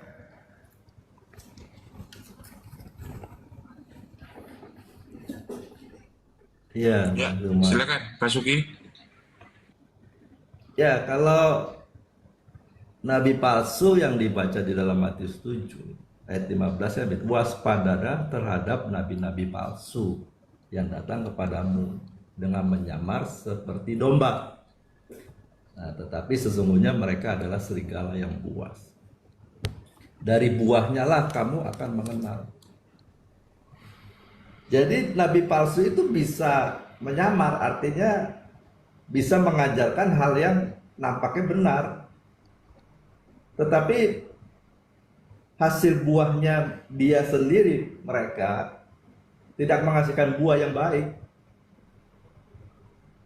Nah, karena tidak menghasilkan buah yang baik, artinya dia telah berbuat jahat, mengambil kesempatan dari domba-domba yang sedang dibimbingnya. Sedangkan dia bukan gembala domba. Dia domba yang isinya dalamnya serigala. Sehingga jemaat itu dimanfaatkan. Nah, Yesus mengatakan di dalam kelanjutannya, dia bilang, sekalipun dia dikaruniai ya, bisa menyembuhkan, mengusir setan atau menyembuhkan, bermukjizat. Tetapi apa dikatakan Yesus? Pada waktu itu akan berterus terang kepada mereka, aku tidak pernah mengenal kamu, nyala daripada aku kamu sekalian pembuat kejahatan. Dia berbulu dombanya itu punya karunia itu. Mungkin mengajarkannya juga bagus, tetapi tidak bisa dicontoh teladan itu. Nah, itu buahnya. Nah, tidak menghasilkan buah atau buahnya asam itu disebut kejahatan. Nah, tadi saya katakan bahwa nabi palsu itu pasti mengalahkannya atau dianya sendiri perbuatannya jahat. Ya, sehingga jemaatnya pasti bisa kebawa ke sana. Tidak menghasilkan buah yang baik yang bisa dinikmati oleh tuannya. Ya begitu Bang, kalau nabi palsu ya. Jadi sama aja pengajar-pengajar palsu, guru palsu. Ya apa saja yang dikatakan sebagai pemimpin rohani. Kalau dia tidak menghasilkan buah-buah dalam hidupnya sebagai contoh yang kita bisa nikmati dari buah hidup, ya itulah nabi palsu. Sekalipun hari ini gitu, tetap pendeta juga bisa dikatakan sebagai nabi palsu. Dia diberi karunia bisa menyembuhkan gitu. Ternyata dia manfaatkan untuk menerima uang atau menerima hormat, pujian, memperkaya diri. Nah itu nabi palsu. Sehingga jemaatnya mungkin jadi mengikuti cara hidup itu. Seolah-olah nampaknya benar. Padahal Yesus mengatakan Matius 8:20, serigala punya liang, burung punya sarang, anak manusia tidak punya tempat untuk meletakkan kepalanya. Jadi Yesus tidak punya kenyamanan di dunia ini. Artinya dia harus lepas dari dunia ini. Di dalam Yakobus 4 ya, ayat 4. Hai kamu orang-orang yang tidak setia, tidakkah kamu tahu bahwa persahabatan dengan dunia adalah permusuhan dengan Allah? Itu sama seperti yang ditawarkan oleh iblis pada waktu Yesus dicobai. Dia perlihatkan kerajaan dunia dan segala kemegahannya. Dia bilang, kalau kamu sembah aku, akan kuberikan semua kuasa dunia ini. Jadi dunia ini kekayaannya, kalau kita cintai, itu kita menjadi musuh Allah. Dan iblis penguasa dari kekayaan dunia ini, kehidupan dunia ini. Makanya Yesus katakan, kamu harus keluar dari dunia ini. Jangan hidup secara duniawi. Sudah, Mas Uki? Jadi intinya sih Bible sebenarnya mengajarkan hal baik atau jahat. Yang baik dia pasti diterima di sana, yang jahat pasti ditolak. Intinya ke sana, karena penghakiman berdasarkan perbuatan, bukan berdasarkan iman. Iman itu hanya pengakuan mulut, tetapi iman yang sesungguhnya adalah perbuatan itu. Kalau orang berbuat seperti yang Yesus perintahkan, jangan berbuat jahat, dia beriman kepada Yesus sebenarnya.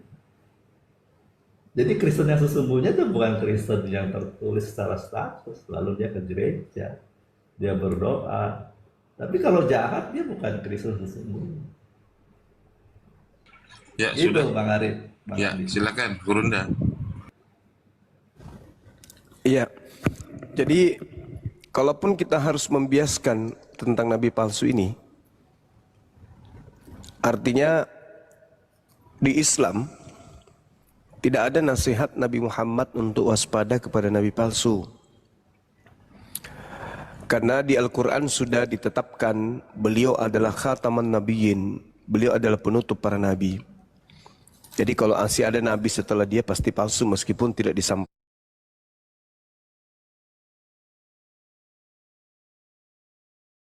di dalam. Dengan uraian Al-Quran mengatakan beliau penutup nabi, maka tak adalah nabi setelah beliau. Nah, kalau saudara Bang Suki tadi mengatakan bahwa di dalam kaidah kekristenan juga ada nabi palsu, bisa jadi orang-orang yang kemudian menggunakan mukjizat tetapi melakukan hal-hal yang tujuannya untuk memperkaya diri. Itu salah konsep sebenarnya, karena nabi palsunya itu tidak diceritakan oleh tokoh pendiri agama Kristen. Kalau itu terjadi, harusnya kemudian ada tokoh yang berbicara, waspadalah kepada nabi-nabi palsu yang datang kepada kalian untuk memperingati orang Kristen, jemaat-jemaat gereja. Tapi itu tidak ada. Nah, adapun Yesus itu berbicara di tengah Bani Israel, kaumnya. Jadi ruang lingkup nabi palsu itu adalah datang kepada Bani Israel. Jangan dibiaskan liar. Yesus itu memiliki kurikulum pengajaran. Dia adalah seorang guru dan dia punya murid. Dan kalau begitu dia punya sekolah. Artinya dia punya lembaga. Lembaga itu adalah lembaga pengajaran Yesus, di mana di situ terdapat proses belajar mengajar, ada guru, ada murid. Gurunya Yesus, muridnya adalah orang-orang Yahudi. Kata Yesus, waspadalah kepada nabi palsu yang datang kepada kalian. Berarti nabi palsunya ini datang kepada Yahudi. Itu intinya itu di situ. Kalau kita masih membiaskan, berarti kita memperbodoh diri. Kita tidak mau menuju kepada kebenaran yang termaktub di dalam nasihat Yesus itu. Yesus menasihati Bani Israel agar waspada kepada non-Israel yang datang kepada Israel, ngaku-ngaku Israel tapi bukan Israel, cuma nyamar-nyamar doang. Itu maksudnya. Jadi jangan kita sok cantik, seakan-akan Yesus itu berpesan ke kita, Bang Suma, iya paman, hati-hati lu ya. Kenapa? Kepada nabi palsu yang datang kepadamu. Loh, itu kan bukan nasihat Paulus ke Bang Suma. Bang Suma aja yang merasa sok Bang Suma aja yang merasa sok Bang Suma aja yang merasa sok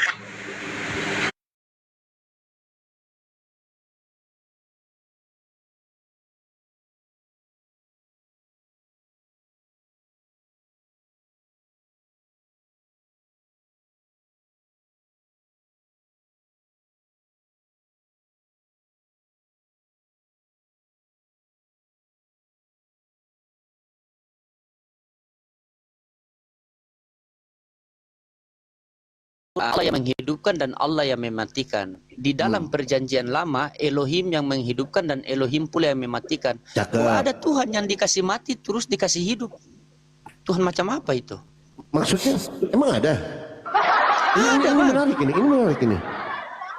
Siapa itu Bang Loding? Siapa itu? Nah, bentar, saya pakai data saja lah. Nah, ini menarik ini. Ini mulai menarik ini. Menarik ini Papi. Ini menarik ini teman-teman. Dibantu nih tep saya udah. Kayaknya jagoannya udah keluar kemana-mana sih. Nah, ini menarik ini. Pastor Loding. Tapi sabar. Iya Bang, sabar. Saya tanya soal Bang Palopo, Tuhannya Bang Palopo ini sebenarnya siapa sih? Kalau saya mau tahu. Allah Subhanahu wa taala, Allah. Nah, itu sama, Bang. Ini datanya nih. Allah sudah membangkitkan Tuhan Yesus. Kok? Ini Tuhan Bang Palopo. Nah, contohnya ini kalau saya pakai versi saya ya. Tuhannya Bang Palopo sudah membangkitnya Tuhannya Bang Santo. Gimana ini, Bang? Kok bisa ya? Kok bisa ya? Ini menarik ini. Ini Allah sudah membangkitkan Tuhan Yesus. Makanya saya selalu bilang sama orang Kristen, jangan menghujat Nabi. Kalau tidak saya sholat, saya berdoa kepada Tuhanku, suruh matikan kembali Tuhanmu. Tidak punya Tuhan nanti. Tapi ini data loh. Pastor Loding. Iya, silakan. Silakan jadi begini, Bang. Saya tidak mau berdebat karena kenapa? Iya. Saya menghargai Kakak Sylvia atau Bang saudaranya Nohan ini ya, saudarinya Nohan ya. Ya, saya menghargai karena beliau sudah bersyahadat ya. Jadi saya malam hari ini saya tidak mau berperang dulu. Jadi saya Bang Santo sudah menikah, Bang? Alhamdulillah belum sih. Oh, pantas ada maksudnya. Sok-sok Alhamdulillah pula. Udah lancar ya. Kayaknya kode ini udah lancar ya, alhamdulillah. Kode. Ya. Santai aja kalau di sini mah. Di sini mau nanya, mau diskusi, mau ngobrol apa bebas. Enggak, Karena sorry ya kalau saya menggunakan istilah-istilah dalam bahasa Arab itu. enggak masalah. Gak apa-apa, Minimal latihan. Gak apa-apa deh. Latihan. Minimal alhamdulillah dulu kan.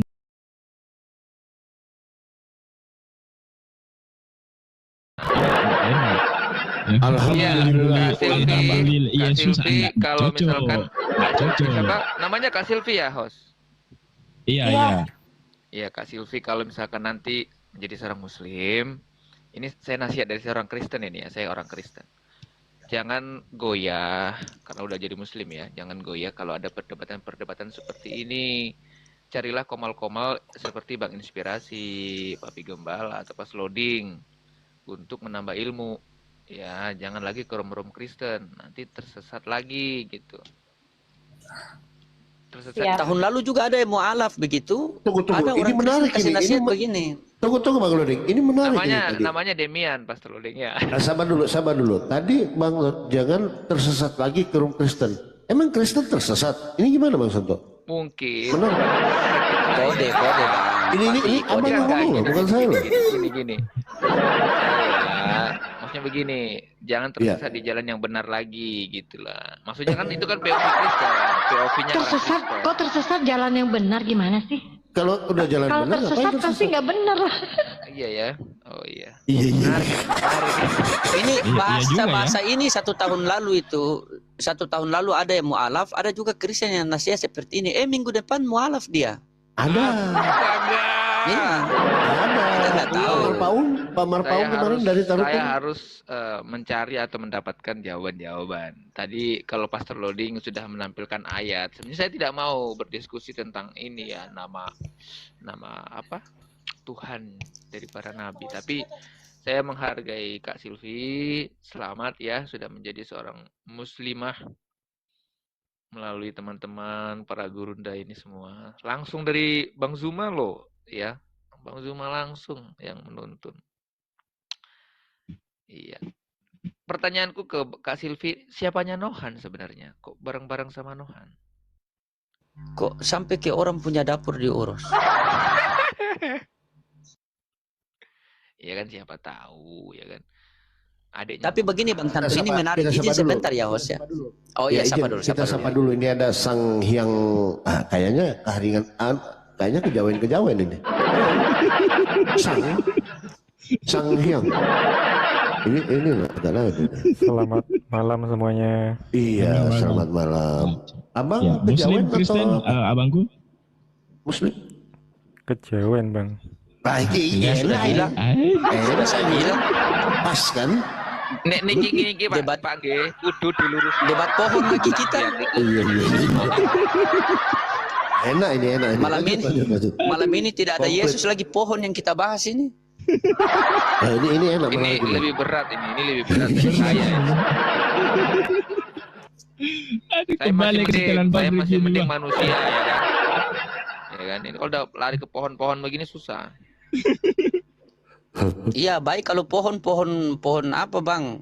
Pohon mangga atau pohon coklat. Kalau pohon beringin? Itu lagi. Silakan, mungkin dikasih narasi dulu Pak Sang Hyang apalah. Silakan Bang. Yes, selamat malam semuanya. Jadi saya selama sebulan ini baca-baca beberapa kitab-kitab agama gitu. Jadi Perjanjian Lama, Perjanjian Baru, Al-Quran gitu. Jadi karena ada ketertarikan untuk menganut agama. Jadi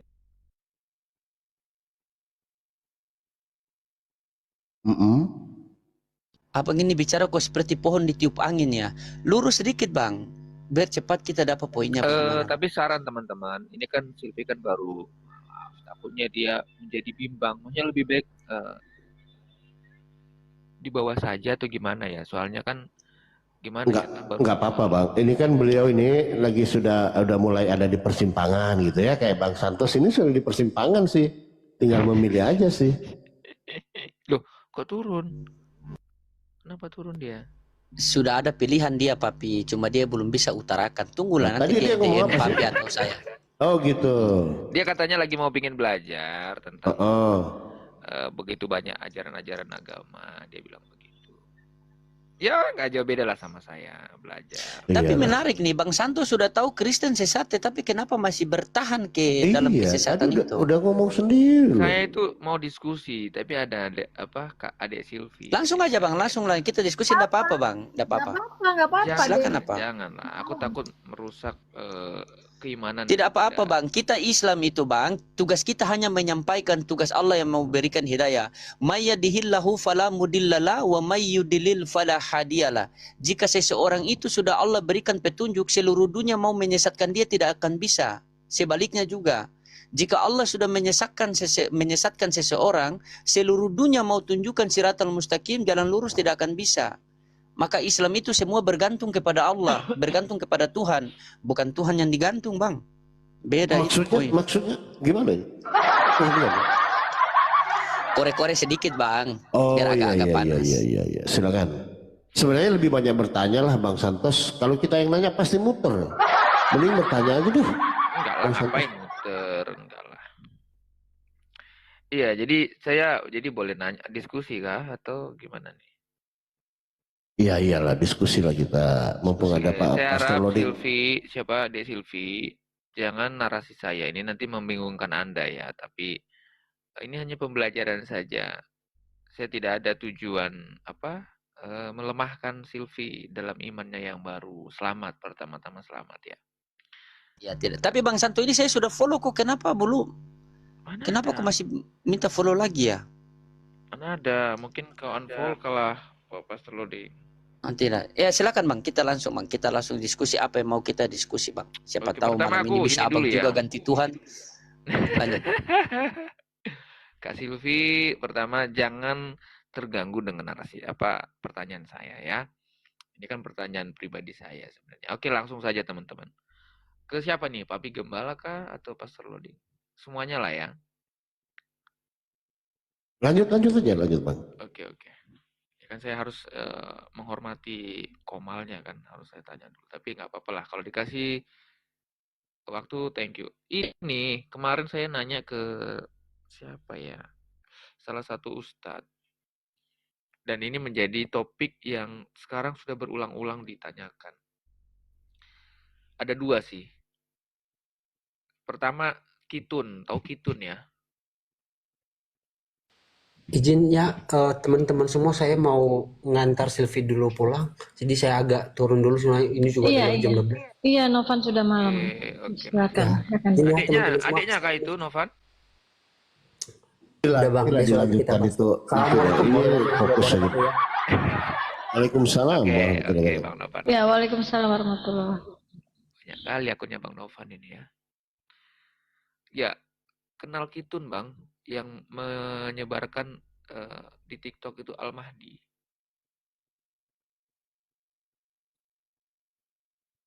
Halo? Lanjut aja Bang, lanjut aja. Iya, maksudnya begini. Dia mengatakan itu bahwa dia meneruskan ajaran Islam.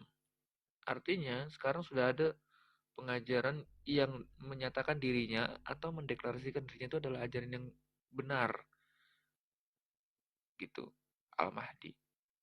Itu pertama buat Kurang besar suaranya. teman-teman gimana Bang Santo, tentang ajaran gedein lagi Al-Mahdi? suaranya Bang Santo.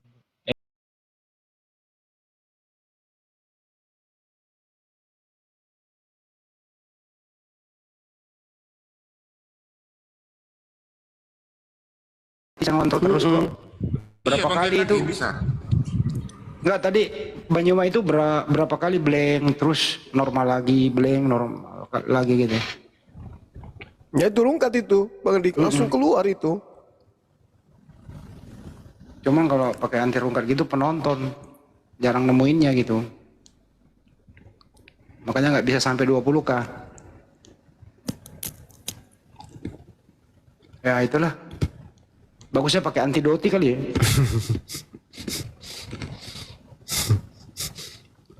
Mana? Ayo, kita naik mumpung ada waktu nih.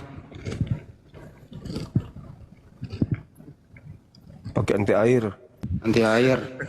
Ya bentar dulu, saya sambil lalu ngundang teman-teman Kristen. Ini saya undang nih. Padahal di layar saya normal dari tadi. Cuman teman-teman di bawah banyak yang komplain. Aduh.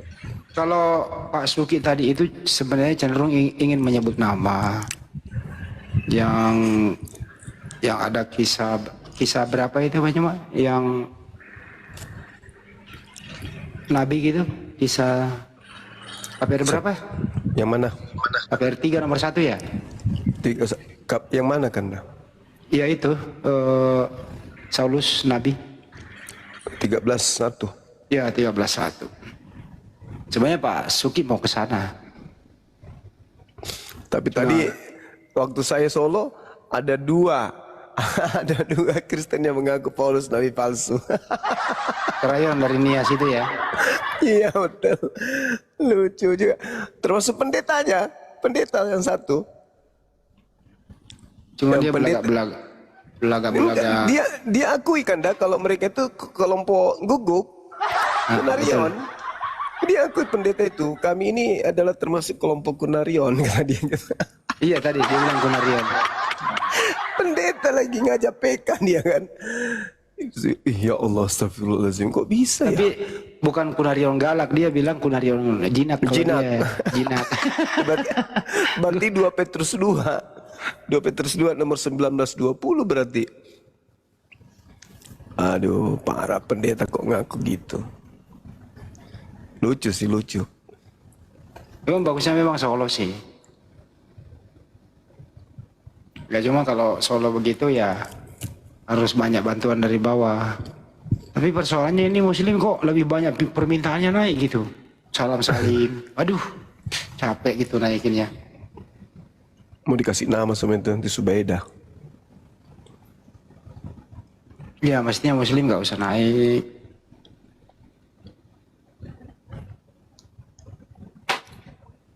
Mes, siapa nih yang baru naik?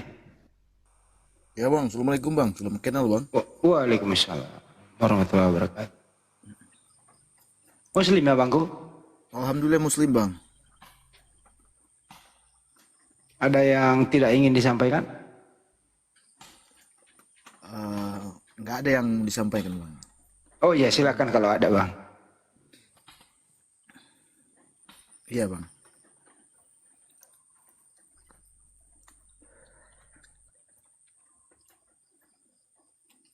Apa bang? Ditungguin. Masih mau dengar dulu bang. Abang di mana ini bang? Sumatera Barat bang. Berarti Sumatera Barat itu Palangkaraya ya? Sumatera Barat Padang bang. Oh iya Padang ya. Iya. Kelok 9. Iya betul. Kelok 9 bang. Kenapa itu Padang bang terkenal warung Padang ya? Ya di mana-mana itu yang disebut orang Padang kan. Sumatera Barat. Coba abang sambut dulu yang di sebelah abang itu, coba disenggol. Panggil namanya bang. Jadi bang. Yang baru naik silakan bang.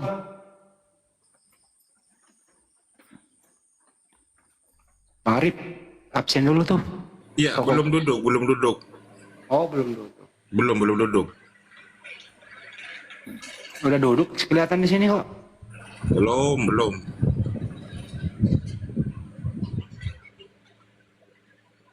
Berarti dia ininya tuh.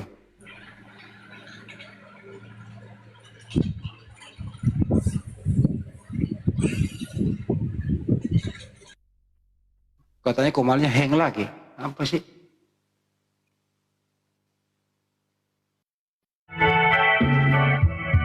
Maunya apa ini? Apa ya termosnya ini kemarin? Bro. Nenek mau kiper bro.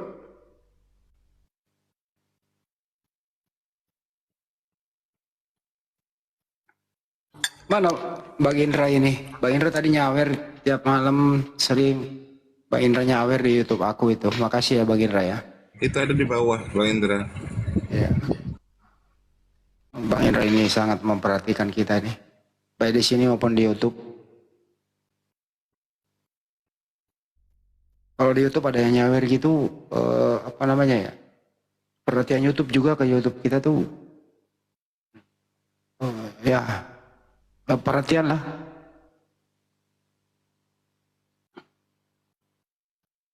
Suara aja yang kedengeran, katanya orangnya nggak kelihatan gitu. Gimana Bang Rit?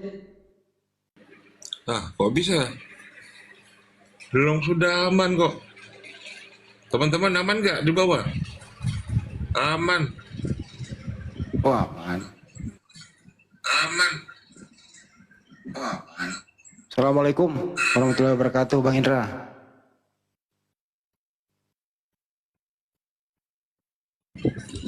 Abang Indra, assalamualaikum Abang. Waalaikumsalam warahmatullahi wabarakatuh. Lanjut Bang. Aman kan? Dari bawah aman tadi. Warahmatullahi wabarakatuh. Lanjut Bang. Aman kan? Dari bawah aman tadi. Aman. Iya aman. Aman terkendali 86.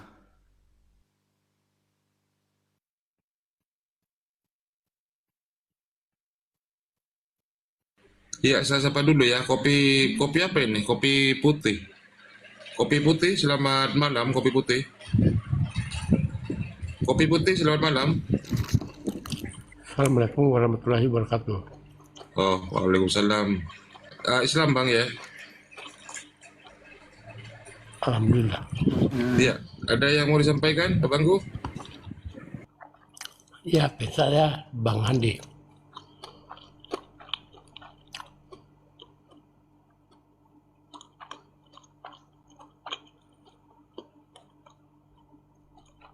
Iya bang.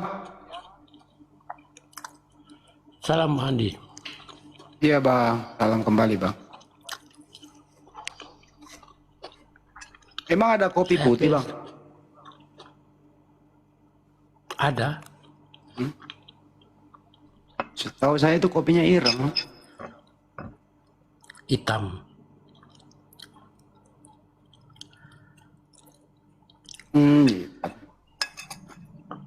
Lagi ini usaha kopi ya bang? Enggak juga. Abang sambil ngadu-ngadu semen apa? Lagi makan.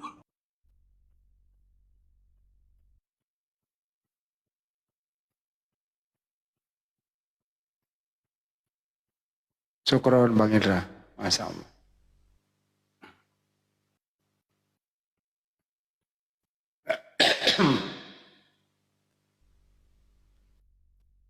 Kalau di YouTube saya tuh ya kalau siang Bang Indra nyawer, malam juga gitu. Pokoknya Bang Indra nanti tanggal berapa ya udah janjian ya di Jakarta ya? Sebelum tanggal 13 ya Bang ya? Sebelum tanggal 13 Bang Indra.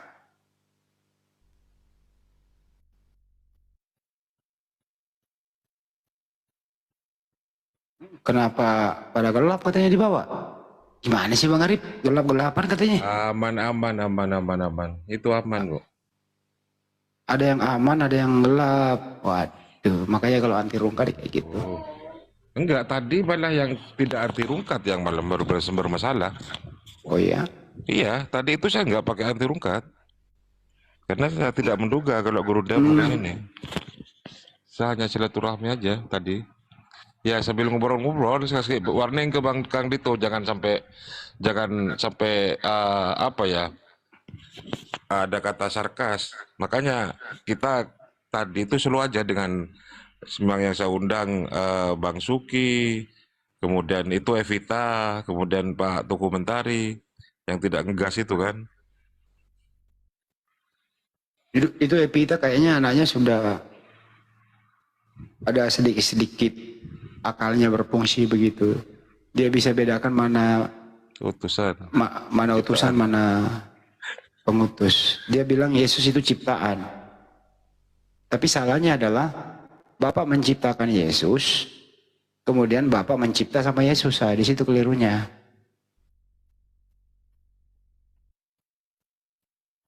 Yang namanya firman, Ibu Evita, semuanya ya. Firman itu perkataan Tuhan. Tapi ngeri dia hujatannya. Ngeri dia hujatannya Bang Andi. Masya Allah. Ikutin hadis dia. Dia ngeri. Iya. Ikutin hadis dia. Jadi firman itu perkataan Tuhan. Jadi Tuhan itu, ini bahasa umum loh ya. Tuhan hanya itu berkata. Perkataan ini mengandung perintah. Misalnya contoh nih, ingin menciptakan matahari, ya tinggal berkata. Ingin menciptakan Nabi Adam, ya tinggal berkata. Berfirman. Ya, jadi firman itu perkataan Tuhan. Bukan Yesus itu. Kalau perkataan itu, firman itu adalah Yesus, apakah Kristen mau mengatakan Bapak ber-Yesus? Tentu enggak juga kan, enggak enak kedengeran kalau Bapak di surga ber-Yesus. Kan enggak enak gitu. Bapak di surga berkata. Kemudian kata-kata ini mengandung sesuatu yang ingin tercipta. Apa itu? Gabriel membawa perintah itu. Hamillah Maria. Jadilah Yesus. Sebenarnya sederhana kalau orang mau berpikir waras begitu. Tapi kalau sudah ada doktrin yang mengisi ini gitu, semrawut jadinya. Ya itu ya teman-teman muslim di bawah ya. Jangan sampai terpengaruh.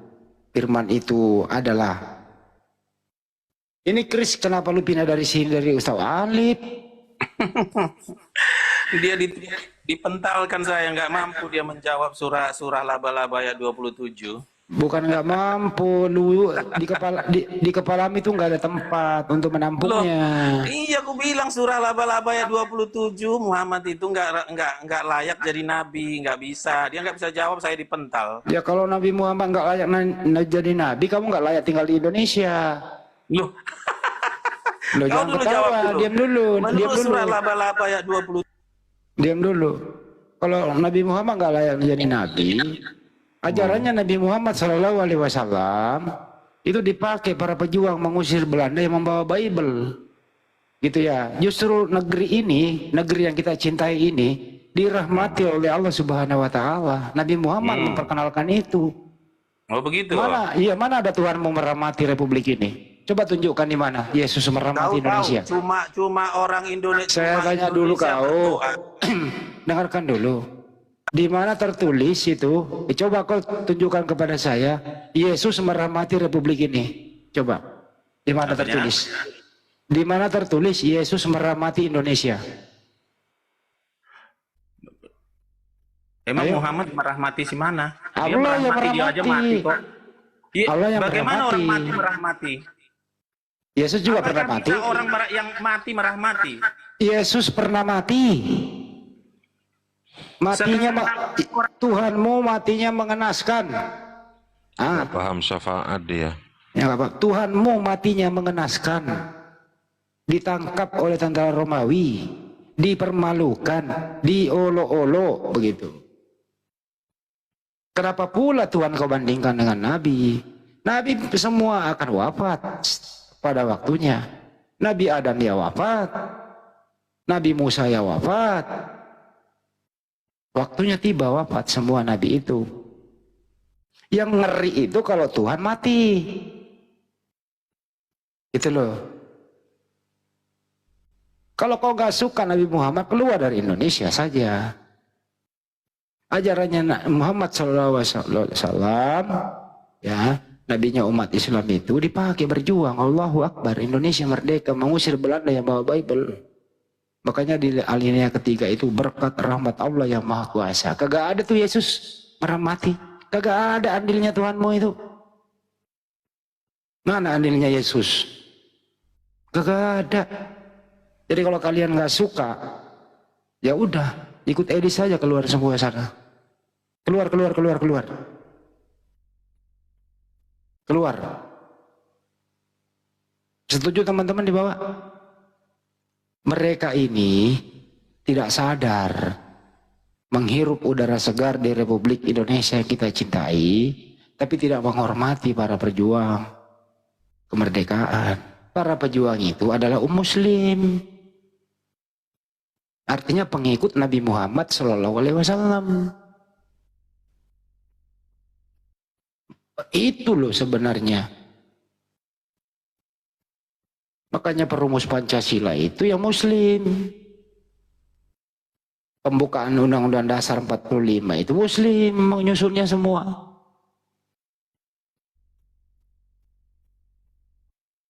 Ya pantaslah kalau dikik sama Ustaz Wapi, kalau nggak ada ilmu. Di dalam kepalamu itu nggak ada tempat untuk menampung kebenaran, nggak ada. Kenapa? Chris, ini Chris ya, karena di kepalamu itu sudah penuh dengan lemak. Lemak apa teman-teman? Babi. Nah itu, bagaimana bisa kau masuk di kepalamu kebenaran kalau udah penuh lemak babi? Ustaz Wafi apa Ustaz Alif? Bang Andi? Sama Ustaz Wapi tadi. Ya dikik lah. Di sana ada Bunda Rama sama Ibu Mila. Ustaz Wapi buka tadi di sana. Udahlah, mari kita diskusi, nggak ada kebencian.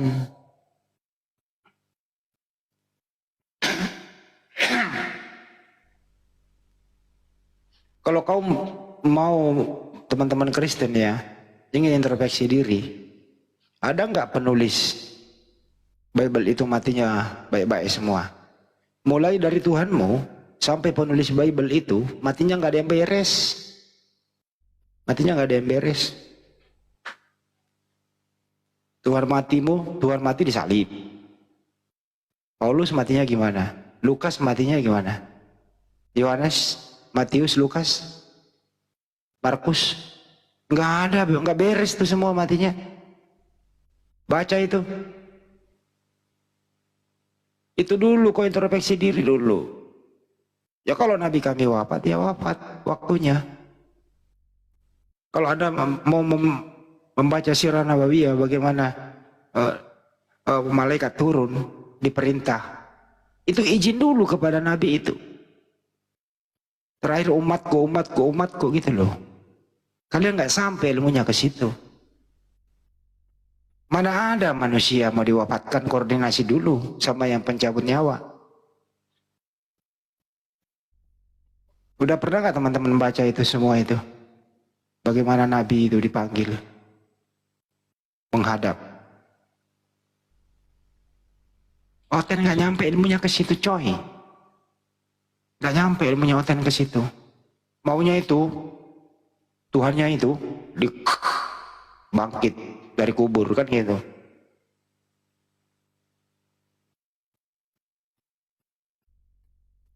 Ayolah diskusi yang bagus-bagus. Tuh teman-teman tahu itu bagaimana Paulus yang kau anggap menulis 13 kitab kok matinya kayak gitu. Lukas itu direbus. Udahlah nggak usah itulah Tuhannya aja gitu.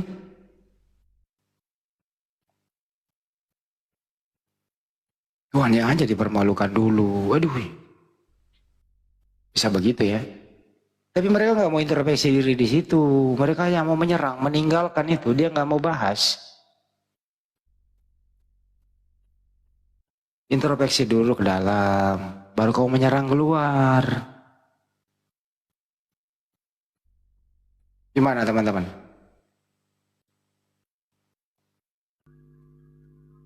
Mungkin Gurunda bernarasi dulu biar Oten-Oten kepancing. Kau kasih tema apa Bang Andi? Kenapa Nabi Muhammad itu tidak bangkit? Itu pertanyaan konyol. Kenapa? Apa dasar pijakan saudara mengatakan beliau harus bangkit? Oh, karena Tuhan kami bangkit.